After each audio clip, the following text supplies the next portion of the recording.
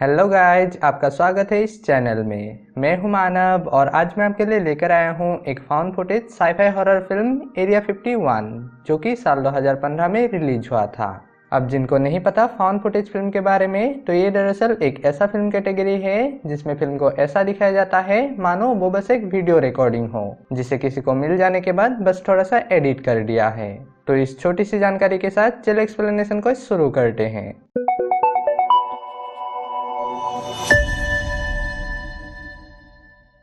Movie के starting में हम देखते हैं कि तीन दोस्त रीड, डेरिन और बेन जो कि डॉक्यूमेंट्री बनाने का काम करते हैं, शाम के वक्त उन लोगों ने एक पार्टी को अटेंड की। वहां सभी ने खूब सारी मस्ती की, मगर इसी दौरान जब एक बार करंट चला गया तभी रीड अचानक से कहीं गायब हो गया। डेरिन जो इस वक्त रिकॉर्ड कर रहा था, जब वो बैकयार्ड में था उसने देखा कि रीड वहां झाड़ियों के पास खड़ा है। उसे लगा कि वो पूरी तरह टल्ली हो चुका है और उसे इग्नोर करके वो वापस पार्टी में चला गया। बाद में जब वो दोनों जाने निकले, उन्होंने रीड को हर जगह ढूंढा पर उन्हें वो कहीं नहीं मिला। इस पर उन्हें लगा कि शायद वो पहले ही चला गया होगा और वो दोनों भी वहां से निकल गया। अंधेरे में डेरिन ड्राइव कर रहा था और तभी अचानक से रीड गाड़ी के सामने आ गया। वो सड़क के बीचों बीच बिल्कुल चुपचाप खड़ा था। डेरिन के हाथ लगाते ही मानो उसे होश आया और वो गाड़ी में बैठ उन्हें वहां से चलने को कहने लगा। वो उनके किसी भी बात का ठीक से जवाब नहीं दे रहा था। अब इसके 3 महीने बाद हम देखते हैं कि वो तीनों कहीं जाने की तैयारी कर रहा है। सब कुछ रेडी होने के बाद वो लोग वहां से जाने लगे, जहां उनके बातों से हम जान पाते हैं कि वो सभी एरिया 51 जो कि नेवाडा में अमेरिकन गवर्नमेंट की एक टॉप सीक्रेट मिलिट्री बेस है, उसमें घुसपैठ करने वाले हैं। दरअसल उस एक्सीडेंट के बाद से ही रीड एलियन को लेकर बहुत ज्यादा ऑब्सेस्ड हो चुका था, खासकर एरिया 51 को लेकर, और पिछले 3 महीने तक वो उस बेस में घुसपैठ करने के लिए प्लान बना रहा था। बेन थोड़ा घबराया हुआ था कि अगर वो लोग पकड़े गए तो उन्हें गोली मार दिया जाएगा। इस पर रीड उसे समझाने लगा कि उस बेस का फैलाव इतना ज्यादा है कि मिलिट्री उस पूरे रेंज पर हर वक्त पेट्रोल नहीं कर सकता। वहाँ हर तरह के सिक्योरिटी मेजर्स है, पर हम उन्हें आसानी से पार कर जाएंगे और अगर हम पकड़े भी गए तो ज्यादा से ज्यादा हमें बस अरेस्ट किया जाएगा और कुछ नहीं।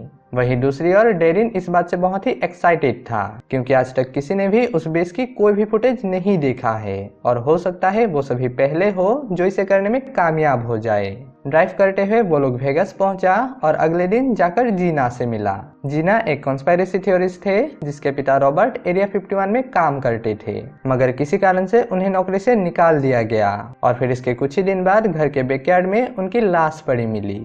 मरने से कुछ ही दिन पहले उन्होंने कहा था कि अगर उन्हें कुछ हो जाए तो उनके जितने भी फाइल्स है उन्हें किसी सेफ जगह पर छुपा दे। जिना ने बताया कि उनके मरने के 2 दिन बाद ही घर में रेड किया गया, पर क्योंकि उसने सब कुछ यहाँ स्टोरेज हाउस में रखा था उन्हें कुछ नहीं मिला। उस बॉक्स के अंदर बहुत सारे एम्प्लॉइज के रजिस्ट्री, उनका मेडिकल रिपोर्ट और साथ ही रॉबर्ट का बनाया एरिया 51 का मैप भी था। जिना ने बताया कि बेस के ग्राउंड फ्लोर में जाने के लिए उन्हें एक ऑफिसर का बैज और साथ ही उसकी फिंगरप्रिंट भी चाहिए होगा और ये दोनों चीज उन्हें सिर्फ जॉर्ज नैप से मिल सकता है जिसके अंडर में रॉबर्ट काम करते थे। जिना से विदा लेने के बाद वो तीनों उनके होटल रूम में पहुंचा और वहां नोरियो से मिला, जिन्होंने उन्हें डायरेक्शन दी कि वो लोग कैसे फेंस को क्रॉस कर सकता है। इसके कुछ देर बाद ही जॉर्ज नेप का प्लेन लैंड हुआ और ये तीनों उनका पीछा करने लगा। पीछा करते करते ये लोग उसके घर तक जा पहुंचा और घर के बाहर से ही उसके जाने का इंतजार करने लगा।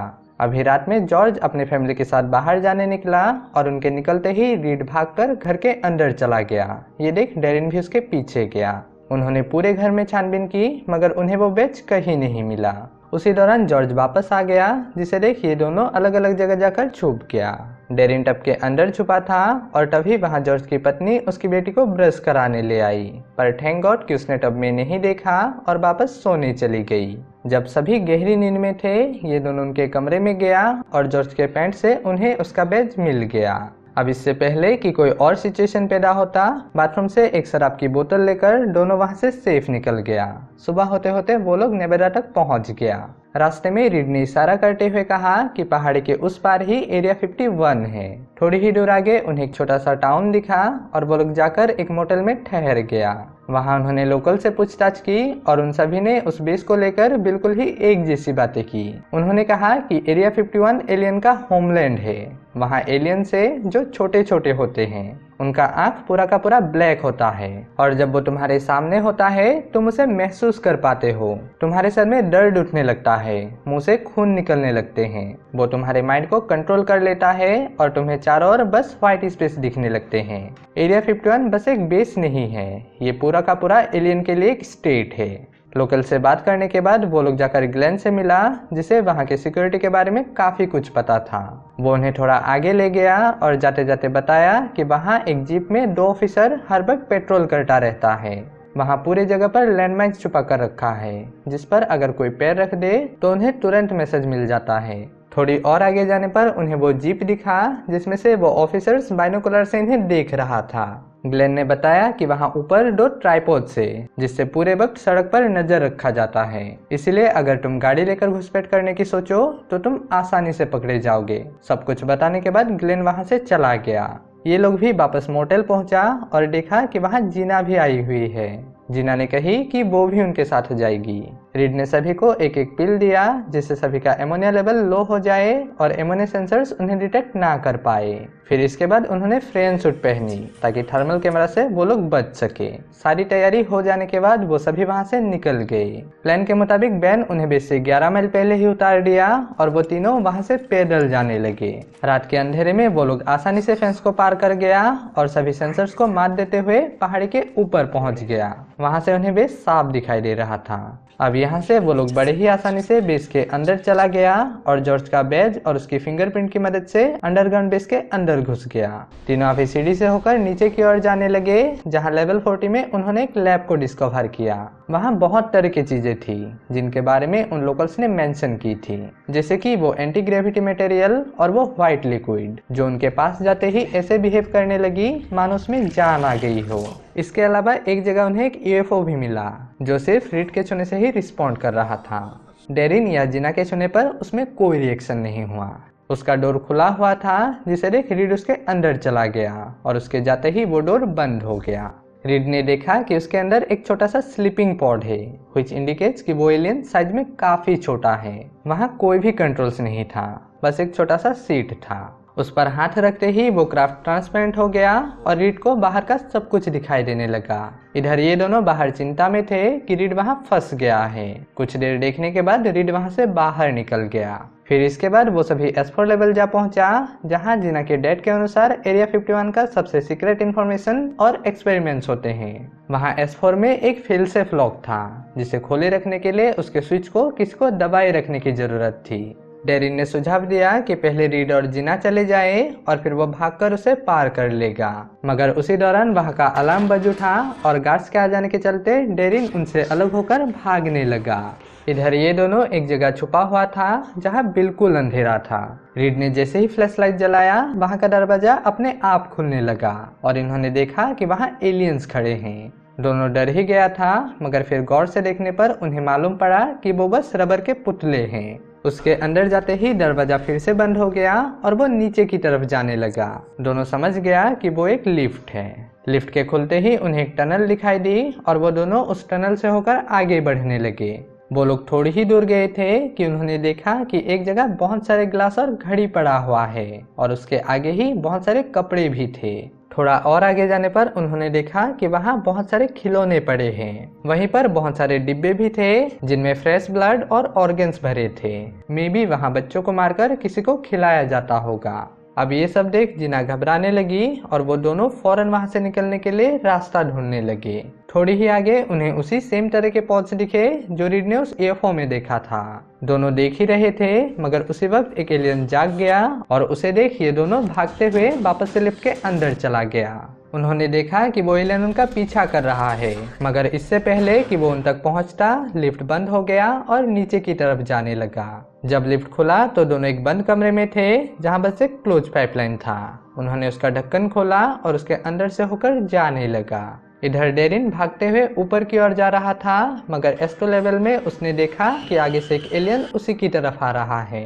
ये देख वो एक रूम की तरफ भागा, मगर तभी उसके पीछे एक ऑफिसर आ गया। वो उसे फ्रीज होने को कह ही रहा था, मगर उसी वक्त उस एलियन ने उसे पकड़ लिया। इसे देख डेरिन फिर से भागने लगा और जाकर एक टेबल के नीचे छुप गया, मगर वो एलियन वहां भी आ पहुंचा और डेरिन के पास जाकर उस टेबल को धीरे से उठाने लगा। अंधेरा होने की वजह से डेरिन ने फ्लैशलाइट चालू की और देखा कि वो एलियन उसे ही देख रहा है। अब इसे देख वो तेजी से भागा और किसी तरह एलियन से बचते हुए लिफ्ट के अंदर चला गया। इधर ये दोनों उस पाइपलाइन से होकर आगे बढ़ रहा था, मगर तभी अचानक से वो पाइप खड़ा हो गया और वो दोनों नीचे जा गिरा। उन्होंने देखा कि वो दोनों किसी बिल्कुल ही व्हाइट स्पेस जैसी जगह पर आ गया है। वहाँ दीवार पर किसी तरह के एलियन सिंबल्स थे। कैमरा को नीचे रख दोनों उसे देख ही रहे थे और उसी दौरान किसी अननोन फोर्स ने जिना को उठा कर ले गया। इधर बेस को सील किया जा रहा था, पर जैसे तैसे डेरिन वहां से निकलने में कामयाब हो गया और वहां से ले जा रहे बाकी लोगों के साथ जा मिला।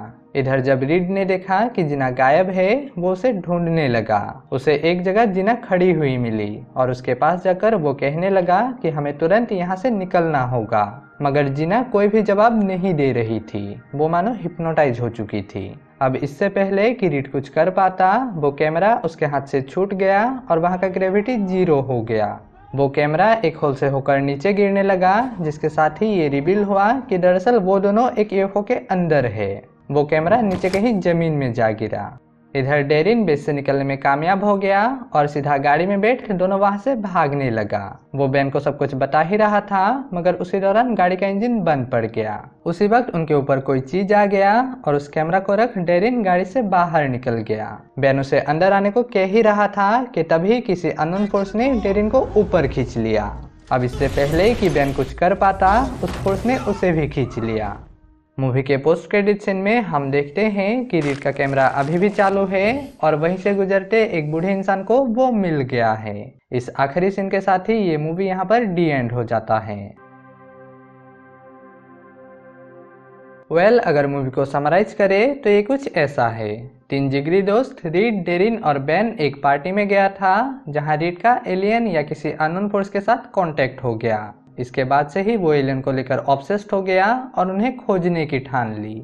रिसर्च करने पर उसने पाया कि एरिया 51 को लेकर बहुत से लोगों का दावा है कि वहाँ एलियंस मौजूद है। इसी के चलते रीड ने अगले 3 महीने तक जितना हो सके इंफॉर्मेशन निकाला और एक प्लान बनाकर एरिया 51 में घुसपैठ कर दिया। वो जिस चीज की तलाश में गया था वो उसे मिल भी गया, पर अंत में एलियन ने उसे और उसके सभी दोस्तों को एब्डक्ट कर लिया। वो लोग जिन कैमरा से रिकॉर्ड कर रहा था, उनमें से एक किसी खेत में जा गिरा और दूसरा उनके गाड़ी में ही था। वो दोनों कैमरा लोगों को मिल गया और उन्होंने उसे एडिट कर एक मूवी के तौर पर लोगों के आगे पेश कर दिया। अब यहाँ पर एक सवाल रह जाता है, क्या वाकई एरिया 51 में एलियंस मौजूद है या फिर ये बस एक कॉन्स्पायरेसी थ्योरी है? आपको क्या लगता है? इसे कमेंट में जरूर बताइए और साथ ही वीडियो को लाइक और चैनल को सब्सक्राइब भी कर दीजिए। मिलते हैं अगले एक्सप्लेनेशन में। So take care and bye.